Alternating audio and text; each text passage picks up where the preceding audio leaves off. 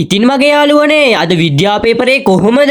අනිතාට දැනගන්න ඔයාගේ වටිනා අදහස පහලින් කමෙන්ට් එකක් දාගෙන යන්න. වීඩියෝ එකට යන්න කලින් මේ වීඩියෝ එකට ලයික් එකක් දාලා ඔයා තාම අපේ channel එකට අලුත් කෙනෙක් නම් දැම්ම පහලින් තියෙන subscribe button එක click කරලා bell icon එක all දාලා තියාගන්න.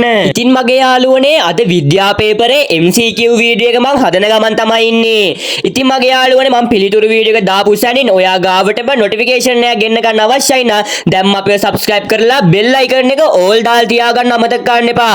ඉතින් මගේ යාළුවනේ අද විද්‍යා පේපර් එක ගැන ඔයාලා මොකද හිතන්නේ? ඔයාගේ වටිනා අදහස පහලින් කමෙන්ට් එකක් දාන්න අමතක කරන්න එපා. එතකොට 2009 සෙට් එකට හිතා ගන්න පුළුවන් ඔයාට විතර අද එක්සෑම් එක අමාරු, ඔයාට විතර අද එක්සෑම් එක ලේසි කියලා. ඒ හින්දා අනිවාර්යෙන් ඔයාගේ වටිනා අදහස පහලින් කමෙන්ට් එකක් දාන්න අමතක කරන්න එපා. ඉතින් මගේ යාළුවනේ හෙටින් O level එක්සෑම් එක ඉවරයි නේද? ඔයාලා සතුටුයි නේද?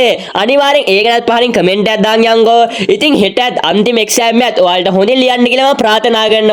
එහෙනම් මගේ යාළුවෝ හැමෝටම හෙට එක්සෑම් එක ජයෙන් ජය ලැබෙන කියලා ප්‍රාර්ථනා කරන ගමන් අදට මං ගිහින් එන්නම්. හැමෝටම එහෙනම් ජයෙන් ජය ලැබෙන්න කියලා ප්‍රාර්ථනා කරනවා.